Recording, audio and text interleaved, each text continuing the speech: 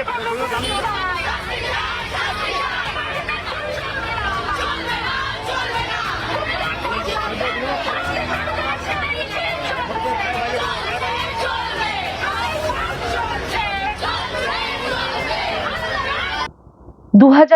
সালের 14ই আগস্ট কলকাতা সহ বাংলার প্রায় প্রতিটি অঞ্চলে 8 থেকে 80 বাড়ির মেয়েরা রাত দখল করলো এবং মুখে তাদের একটাই স্লোগান, উই ওয়ান্ট জাস্টিস।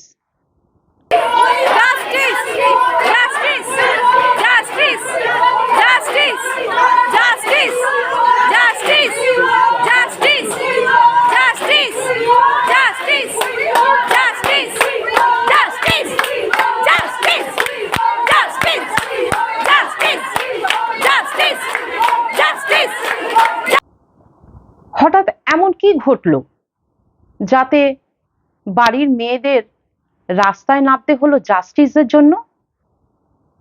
তাহলে কি আমাদের এই সভ্য সমাজ আজও মেয়েদের জন্য নিরাপদ নয়? নমস্কার, নভেল অফ ইভলিউশন চ্যানেলের তরফ থেকে আমি অর্পিতা আজকে আপনাদের কাছে এই বিষয় নিয়ে কিছু আলোচনা করব।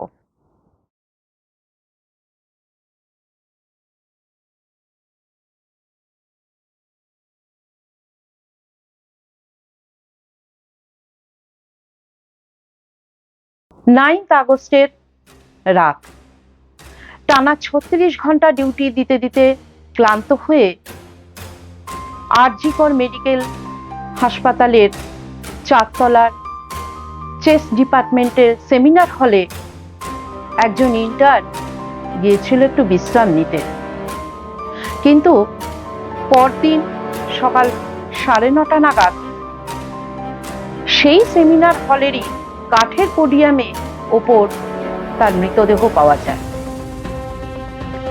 সেই সময় মৃতের ডান হাত ছিল মাথার উপরে, সারা শরীরে আঘাতের চিহ্ন, চোখ এবং মুখ দিয়ে রক্ত বেরোচ্ছে, সেই সঙ্গে বিবস্ত্র অবস্থা, সামান্য একটা নীল চাদর গায়ে পড়ে আছে, মাথার উপরে খোলা ল্যাপটপ এবং মোবাইল ফোন।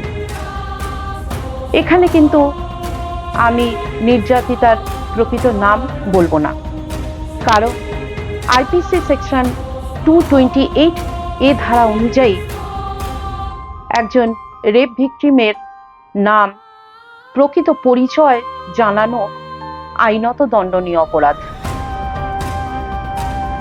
তো এতদিনে তার আসল পরিচয় আপনারা সবাই পেয়ে গেছেন। যাই হোক, এবার শুরু হলো আসল খেলা। ঘটনাটা ঘটার প্রায় সঙ্গে সঙ্গেই কলকাতা পুলিশ এবং হাসপাতাল কর্তৃপক্ষ প্রথমেই বিষয়টিকে আত্মহত্যা বলে ধামাচাপা দেওয়ার চেষ্টা করল। এর ফলে শুরু হলো ছাত্র বিক্ষোভ। এই ছাত্র বিক্ষোভের ফলে ঘটনাটা আরো বেশি জানাজানি হয়ে গেল, যাতে পুলিশ নড়ে চড়ে বসতে বাধ্য হলো এবং মৃতার ময়না তদন্তের জন্য আদেশ এলো। এই ময়না তদন্ত হয় এই আরজি কর কলেজেই। একজন ম্যাজিস্ট্রেট, অভয়ের 2 জন ব্যাচমেট এবং অভয়ের মায়ের স্বামী। এই প্রাথমিক তদন্ত থেকেই এমন কিছু তথ্য উঠে আসে যাতে চোখ কপালে ওঠার জোগাড় হয়। যেমন অভয়ার গলার থাইরয়েড কার্টিলেজ ভাঙা ছিল, অর্থাৎ এর দ্বারা প্রমাণ হয় যে মৃতাকে কেউ শ্বাসরোধ করে হত্যা করা হয়েছিল। কারণ আত্মহত্যা করলে গলার থাইরয়েড কার্টিলেজ ভাঙে না, ভাঙে ঘাড়ের C3, C4, C5 অংশ, যাতে ভিকটিম মারা যায়। দ্বিতীয়ত, অভয়ের সারা শরীরে এমন ধরনের ক্ষত ছিল যা দেখে সহজেই অনুমান করা যায় যে নির্যাতিতার মৃত্যুর আগে এবং পরে তাকে নিদারুণ পাশবিক অত্যাচার করা হয়েছিল। তৃতীয়ত, অভয়ার ইন্টারনাল জেনিটিলিয়ায় প্রায় 150 গ্রাম 2 ধরনের সিমেন্ট পাওয়া যায়। এখানে উল্লেখযোগ্য বিষয় হলো, একজন মানুষের শরীর থেকে কখনো 2 ধরনের সিমেন্ট পাওয়া যায় না। দ্বিতীয়ত, একজন সুস্থ পুরুষের থেকে ম্যাক্সিমাম 10 থেকে 15 গ্রাম সিমেন্ট একবারে পাওয়া যায়, সেখানে 150 গ্রাম। বিষয়টা আপনারা একটু ভেবে দেখুন। যাই হোক, এছাড়া অভয়ার চশমার কাঁচ চোখের মধ্যে গেঁথেছিল, গোড়ালি ভাঙা ছিল। এরপর চলতে থাকে দায় এড়ানোর ধার। আর.জি. কর মেডিকেল কলেজের প্রিন্সিপাল সন্দীপ ঘোষ সত্যি একটা গুণধর ব্যক্তিত্ব। এই কেসে যার নাম না বললেই নয়। ঘটনাটা শোনার সঙ্গে সঙ্গে তিনি প্রথমেই মন্তব্য করে দিলেন যে অভয়া একা সেমিনার রুমে গিয়েছিল কেন, তাই সে খুন হয়েছে।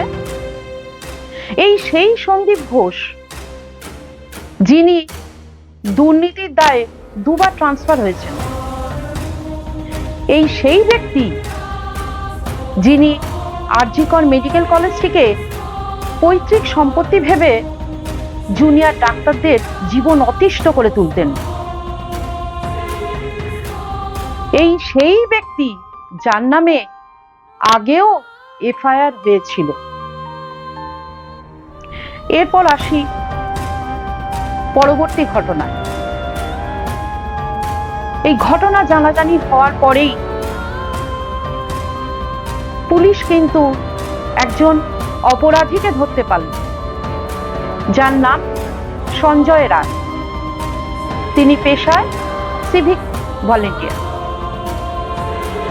তিনি ছিলেন পেশায় ভলেন্টিয়ার, তা সত্ত্বেও এই হাসপাতালে তার অবাধ বিচরণ ছিল। এমন কোনো জায়গা ছিল না হাসপাতালের যে জায়গাটা সঞ্জয়ের জানা ছিল না। এবার বলতে হয়,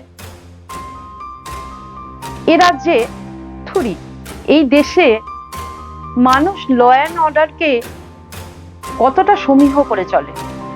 যে অপরাধ করলো সেই অপরাধী অর্থাৎ সঞ্জয় ভোর রাতে অপরাধ করে ক্লান্ত হয়ে পুলিশ ব্যারাকেই ঘুমোতে চলে গেল।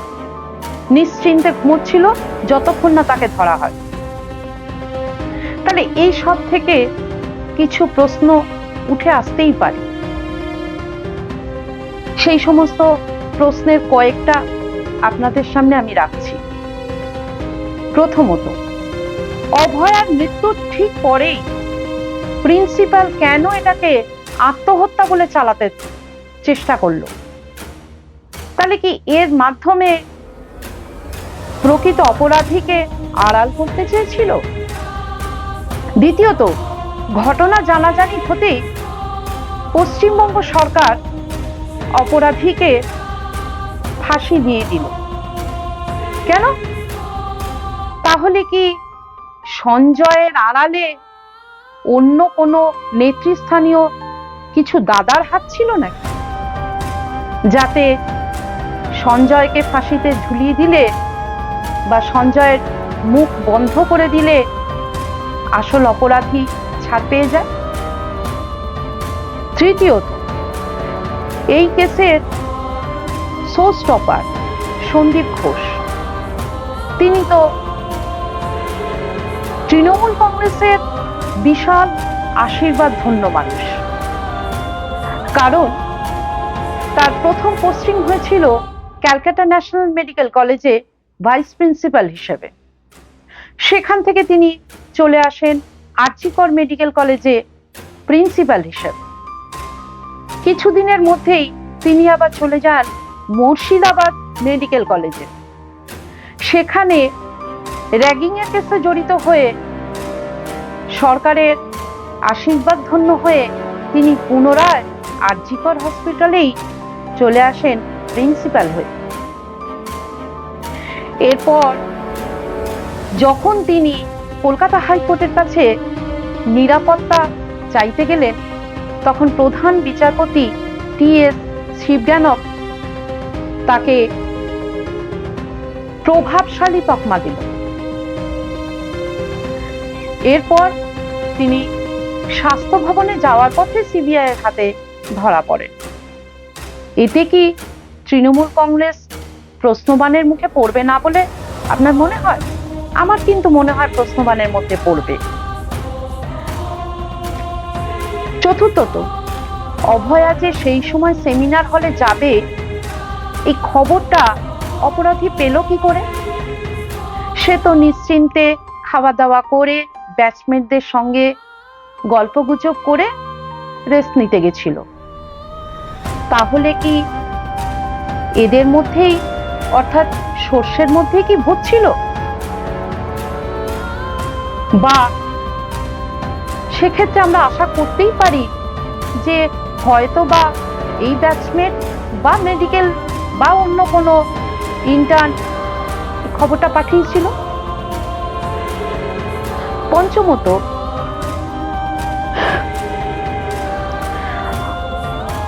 আরজিকর মেডিকেল কলেজে ড্রাগ পাচার হতো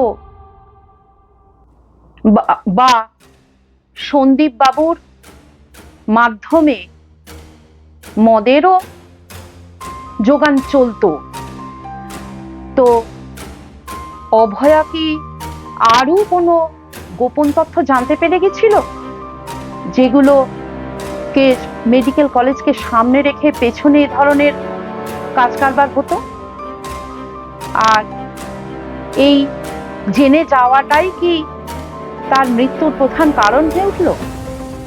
কারণ আমরা সোশ্যাল মিডিয়ায় জানতে পেরেছি কিছুদিন আগে থেকে কিন্তু অভয়া নাইট ডিউটি করতে চাইছিল না।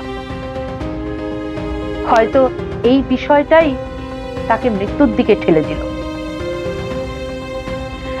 এছাড়া আরো একটা বিষয় পাওয়া যাচ্ছে, সিবিআই যখন কেসটা হ্যান্ডেল করলো, তখন আমরা মমতা ব্যানার্জির মুখ থেকে জানতে পাচ্ছি যে বিজেপি এবং ডিওয়াইএফআই এর পতাকাধারী মানুষরা নাকি প্রমাণ লোপাটের চেষ্টা করছে।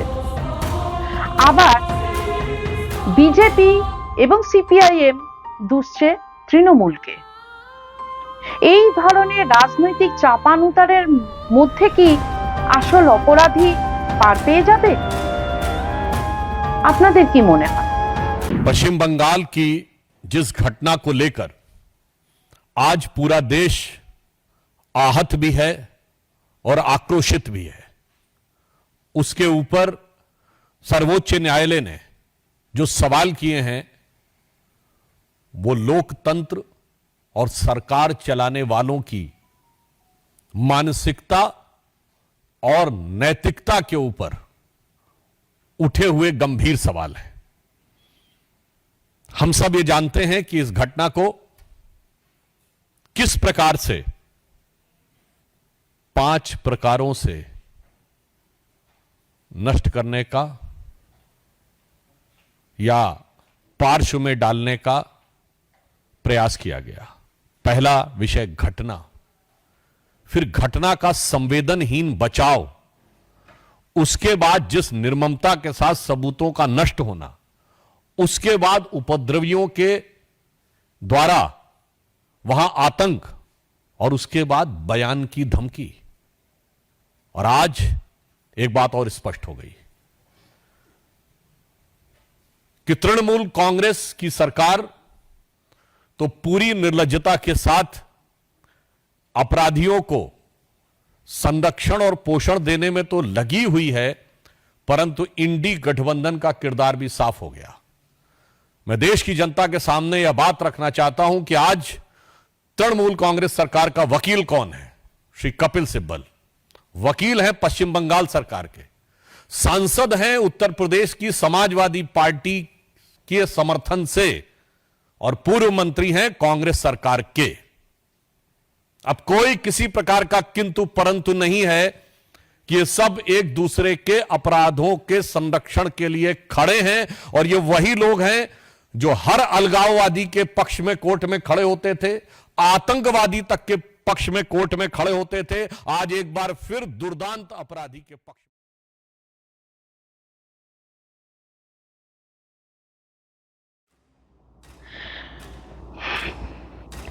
এছাড়া আমি আগেও একবার বলেছি, অভয়ার ইন্টারনাল জেনিটেলিয়ায় 150 গ্রাম সিমেন্ট পাওয়া গেছিল। তাহলে একজন মাত্র ব্যক্তি কেন ধরা পড়ল? আসল অপরাধী কি পাশ কাটিয়ে চলে গেলেন?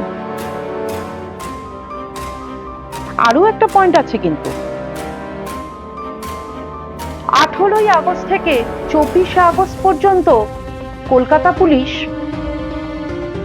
144 ধারা জারি করেছে। অর্থাৎ ভারতীয় ন্যায় সংহিতা অনুযায়ী সেকশন 223 অনুযায়ী এই ধারা লঙ্ঘন করলে কিন্তু অপরাধীকে শাস্তি দেওয়া হবে। এই 144 ধারা কি খুব প্রয়োজন ছিল, নাকি এটা কি জনরোষ বন্ধ করার উপায়? বা এটাও হতে পারে যে এই প্রহসনকে আরো দীর্ঘস্থায়ী করার ইচ্ছা।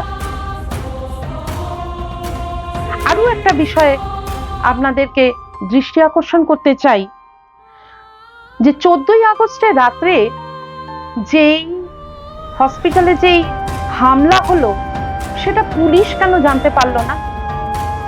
আমরা তো জানতাম কলকাতা পুলিশের গোয়েন্দা বিভাগ যথেষ্ট স্ট্রং। এই কি এই স্ট্রংনেসের পরিচয়, যেখানে ডাক্তার পিছু হটার জায়গায় পুলিশই পিছু হটে গেল? বাহ, সত্যি আর কিছু বলার নেই। এরপর আসি আমার ব্যক্তিগত ধারণা থেকে কিছু সলিউশনে। প্রথমত, বর্তমানে বিচার ব্যবস্থার উপর মানুষ কিন্তু সম্পূর্ণ আস্থা হারিয়ে ফেলেছে। তাই এমন কিছু দৃষ্টান্তমূলক শাস্তি দেওয়া উচিত যাতে যেটা দেখে কিছু পশু দ্বিতীয়বার এই ধরনের অপরাধ করার আগে ভাবতে বাধ্য হয়। এছাড়া সিরিয়াস ক্রাইম হ্যান্ডেলের জন্য কেন্দ্রীয় সরকার থেকে আলাদা ডিপার্টমেন্ট করা উচিত। আরো একটা বিষয়, বিগত কিছু বছর ধরে মহিলারা যে ধরনের অত্যাচারে অত্যাচারিত হচ্ছে সে বিষয়ে কিন্তু সরকারের ভাবা উচিত।